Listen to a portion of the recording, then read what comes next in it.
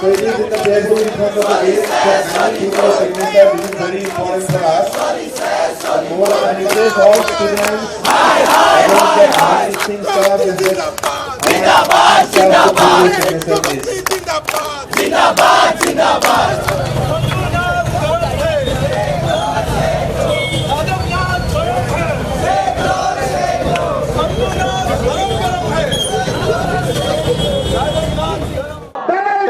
বিশ্ববিদ্যালয়ত অচলাবস্থা অব্যাহত আছিল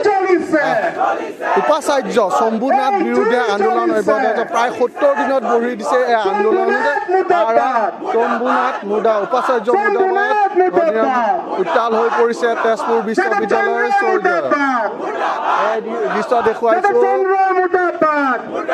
দেখুৱাইছো প্ৰতিবাদ আন্দোলন অব্যাহত আছে আৰু পুতলিকা দাহ কৰা হৈছে এই দৃশ্য দেখুৱাইছো তেজপুৰ কেন্দ্ৰীয় বিশ্ববিদ্যালয়ৰ এই দৃশ্য ইয়াত উপাচাৰ্য শম্ভুনাথ সিং অভিযন্তা যাদৱ নাথ আৰু যিগৰাকী বিত্তীয় বিষয়া তেওঁ পুতলিকা এনেদৰে দাহ কৰা হৈছে মই দেখুৱাইছো এয়া দৃশ্য তেজপুৰ বিশ্ববিদ্যালয়ৰ চৌহদৰ দৃশ্য আচৰিত কথাটো হ'ল যে প্ৰায় 70 দিন হ'ল এগৰাকী উপাচাৰ্য পলাতক হৈ আছে সন্ধানহীন হৈ আছে আৰু সেইগৰাকী উপাচাৰ্যৰ দুৰ্নীতিৰ বিৰুদ্ধে এনেদৰে প্ৰতিবাদ অব্যাহত আছে আন্দোলন অব্যাহত আছে তেজপুৰ বিশ্ববিদ্যালয়ৰ ছাত্ৰ সমাজ শিক্ষক সমাজ আৰু কৰ্মচাৰী সমাজে এই আন্দোলন অব্যাহত ৰাখিছে কিন্তু কোনো ধৰণৰ কাণ সাৰ নাই ৰাজ্য চৰকাৰ তথা কেন্দ্ৰীয় চৰকাৰ আচৰিত কথাটো হ'ল যে অসম আন্দোলনৰ ফলশ্ৰুতিত গঢ়ি উঠা এয়া তেজপুৰ কেন্দ্ৰীয় বিশ্ববিদ্যালয় আজিৰ দৃশ্য এনেদৰে আন্দোলন অব্যাহত আছে এটা কথা ক'ব লাগিব বিদেশী খেদিব পৰা নগ'ল কিন্তু অসম আন্দোলনৰ পৰিপ্ৰেক্ষিতত গঢ় লৈ উঠা তেজপুৰ কেন্দ্ৰীয় বিশ্ববিদ্যালয় আজি অচল হৈ পৰিছে আৰু এনেদৰে ছাত্ৰ সমাজ শিক্ষক সমাজ আৰু কৰ্মচাৰী সমাজ আন্দোলন অব্যাহত ৰাখিছে প্ৰায় 70 দিন হ'ল এই দৃশ্য দেখুৱাইছো তেজপুৰ কেন্দ্ৰীয় বিশ্ববিদ্যালয় চৌহদৰ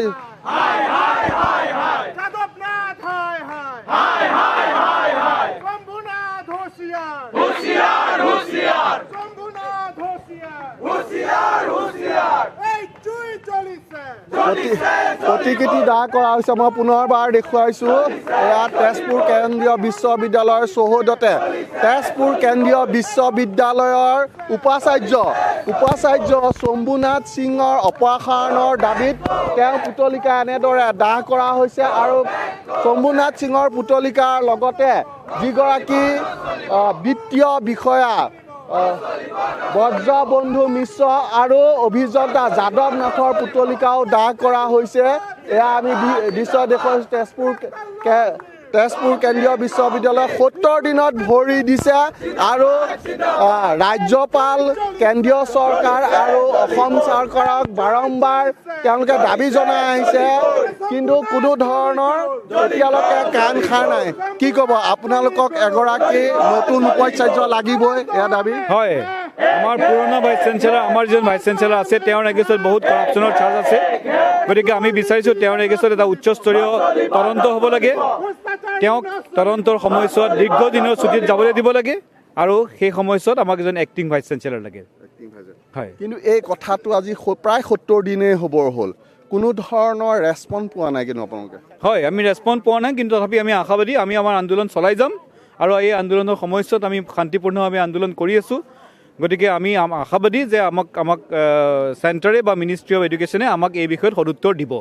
মই পুনৰবাৰ কৈছোঁ 70 দিন হৈছে তেজপুৰ কেন্দ্ৰীয় বিশ্ববিদ্যালয়ৰ আন্দোলন আৰু ইতিমধ্যে পুতলিকা দাহ কৰা হৈছে আচৰিত কথাটো হ'ল যে এখন কেন্দ্ৰীয় বিশ্ববিদ্যালয়ৰ এগৰাকী উপাচাৰ্য 70 দিন ধৰি বিশ্ববিদ্যালয়ত উপস্থিত নাই, পলাতক হৈ আছে আৰু তেওঁৰ বিৰুদ্ধে আন্দোলন অব্যাহত আছে। কিন্তু তাৰ পিছতো কেন্দ্ৰীয় আৰু ৰাজ্য চৰকাৰে এখন শৈক্ষিক প্ৰতিষ্ঠানৰ প্ৰতি যি ধৰণে গুৰুত্ব প্ৰদান কৰিব লাগিছিলে তেনেধৰণৰ গুৰুত্ব প্ৰদান কৰা নাই। আচলতে এখন শৈক্ষিক প্ৰতিষ্ঠানৰ প্ৰতি যি ধৰণৰ গুৰুত্ব প্ৰদান কৰিব লাগিছিলে তেনেধৰণৰ গুৰুত্ব প্ৰদান কৰা নাই। কাৰণ এয়া কোনো ৰাজনৈতিক দলৰ অফিচ নহয়, এখন শৈক্ষিক প্ৰতিষ্ঠান। 70 দিন হ'ল আপোনালোকে আন্দোলন কৰাই, এগৰাকী VC পলাতক হৈ আছে, সন্ধানহীন হৈ আছে বুলি কৈছে। তাৰপিছতো কিন্তু নিমাত চাওক, চৰকাৰখনে আচলতে শিক্ষা ব্যৱস্থাটোক যি ধৰণে গুৰুত্ব দিব লাগিছিল আজিৰ তাৰিখত দিয়া নাই। চৰকাৰখনে এটা কথা ক'ব বিচাৰিছোঁ, দেশৰ প্ৰধানমন্ত্ৰীগৰাকীয়ে ভাষণবিলাকত কৈ ফুৰে এ ফৰ আছাম, আৰু তেখেতে কৈ থাকে দেশৰ ঈশান দিশত থকা অসম নামৰ ৰাজ্যখনৰ তেখেতে সোণৰ অসম গঢ়িম বুলি কয়। কিন্তু সোণৰ অসম গঢ়িম বুলি কৈ থাকে, হয়, সোণৰ অসম গঢ়িবলৈ যি আমাক মানৱ সম্পদ লাগে, মানৱ সম্পদ গঢ়া কাৰখানাৰ স্বৰূপ তেজপুৰ বিশ্ববিদ্যালয়খনৰ এনেধৰণৰ যি অৰাজকতা চলি আছে সেইবিলাকত আচলতে 70টা দিন আচলতে আমি প্ৰতিবাদ কৰিব নালাগিছিল। আৰু আপোনালোকে জানে এটা ছেমিষ্টাৰ ছিষ্টেমত আমি 6 মাহৰ ভিতৰতে 3-4 টাইপৰ পৰীক্ষা দিব লাগে, বিভিন্ন ধৰণৰ পৰীক্ষাৰ প্ৰতিযোগিতামূলক পৰীক্ষা থাকে। তাৰ মাজত আচলতে আমি এই ধৰণৰ প্ৰতিবাদ কৰি থাকিব পাই পিনে আমি যথেষ্ট অসুবিধা পাইছোঁ। আৰু অনতিপলমে আমাৰ দেশৰ ৰাষ্ট্ৰপতি, দেশৰ প্ৰধানমন্ত্ৰীগৰাকীয়ে এই আমাৰ যি দুৰ্নীতিযুক্ত উপাচাৰ্য আছে তেখেতক অনতিপলমে ইয়াৰ পৰা আঁতৰাই এজন প্ৰকৃতপক্ষত শিক্ষাবিদক ইয়াত সংস্থাপিত কৰিব লাগে, তেখেতক নিযুক্তি দিব লাগে। পৰিস্থিতি এয়া চাওক তেজপুৰ বিশ্ববিদ্যালয়ৰ পৰিৱেশ পৰিস্থিতি কেনেকৈ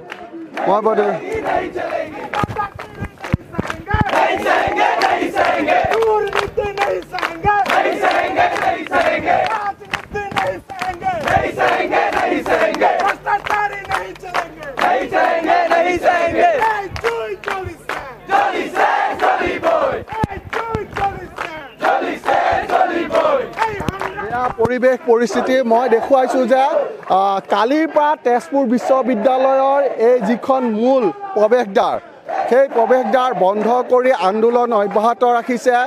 সকলো ধৰণৰ শৈক্ষিক আৰু অনাশৈক্ষিক যিসমূহ কাম কাজ বন্ধ ৰখা হৈছে। গতিকে সম্পূৰ্ণৰূপে তেজপুৰ কেন্দ্ৰীয় বিশ্ববিদ্যালয় অচল হৈ পৰিছে। ইয়াৰ পিছতো কিন্তু যেনেধৰণৰ গুৰুত্ব প্ৰদান কৰিব লাগিছিলে ৰাজ্যখনৰ ৰাজ্যপালগৰাকীয়ে তেনেধৰণৰ গুৰুত্ব প্ৰদান কৰা নাই। কাৰণ এখন শিক্ষানুষ্ঠান এনেধৰণে অচল হৈছে, তাকো এখন বিশ্ববিদ্যালয়, আৰু এয়া তেজপুৰ কেন্দ্ৰীয় বিশ্ববিদ্যালয়ৰ মুখ্য দ্বাৰ বন্ধ কৰি থোৱা হৈছে। সকলো ধৰণৰ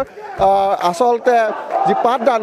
বন্ধ কৰা হৈছে, যি ধৰণৰ প্ৰশাসনিক কাম কাজ সেইসমূহ বন্ধ ৰখা হৈছে আৰু আন্দোলন অব্যাহত ৰাখিছে এনেধৰণে। হয়, আজি 70 দিন হৈ গ'ল, তথাপিও আমাৰ যিখিনি আমাৰ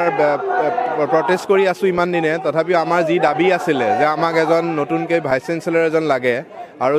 শম্ভুনাথ সিঙক অপসাৰণ কৰিব লাগে, আৰু তেওঁৰ বিষয়ে আমি অলৰেডি জনোৱা হৈ গৈছে আৰু আমি এটা তদন্ত বিচাৰিছিলোঁ। তেওঁৰ যিখিনি কৰাপশ্যন কৰিলে, তেওঁৰ যিখিনি দুৰ্নীতি ইয়াতে সাব্যস্ত কৰিছে, আৰু আমি তাৰ বিৰুদ্ধে আমি এই 70 দিনে যুঁজি আছোঁ। কিন্তু এতিয়াও আমি মিনিষ্ট্ৰীৰ পৰা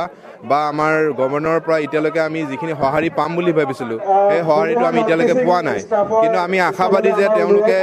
আমাৰ এই অনুৰোধটো মানিব আৰু হয়তো কিছুদিনৰ ভিতৰতে আমি হয়তো এটা ৰিপৰ্ট এটা পাব লাগে, আমাৰ পক্ষে কিবা তেওঁলোকৰ এটা সমাধান দিব পাৰে। গতিকে আমি আশাবাদী আৰু আমি তেওঁলোকক বাৰম্বাৰ অনুৰোধ কৰিছোঁ যে আমাৰ ইউনিভাৰ্চিটিলৈ এবাৰ আহি চাই যাওক আমাৰ যিটো পৰ্যায় হৈছে। আমাৰ ষ্টুডেণ্ট আৰু আমাৰ টিচিং ষ্টাফ আৰু নন টিচিং ষ্টাফ সকলোবোৰ ৰাস্তাত আহিছে আৰু ইমান দিন আমি ধৈৰ্য ধৰি আছোঁ, আমাৰো এটা ধৈৰ্যৰ সীমা আছে। গতিকে আমাৰ পৰীক্ষা আহি আছে, আমাৰ যিটো এডমিনিষ্ট্ৰেশ্যন, আমাৰ ডিপাৰ্টমেণ্টবিলাক ষ্টুডেণ্ট কমিউনিটিৰ ফালৰ পৰা লক কৰি দিয়া হৈছে, এনেকুৱা এটা অচল হৈ গৈছে। গতিকে এনেকুৱা এটা অৱস্থাত এখন ইউনিভাৰ্চিটি চলাবলৈ আমাৰ খুবেই অসুবিধা হৈছে। গতিকে আমাৰ আকৌ এবাৰ আমি তেওঁলোকক অনুৰোধ কৰিছোঁ যে আমাক এজন ভাইচ চেঞ্চেলৰ দিয়ক নতুনকৈ, আৰু শম্ভুনাথ সিঙৰ ওপৰত এটা ইনকুৱাৰী হওক।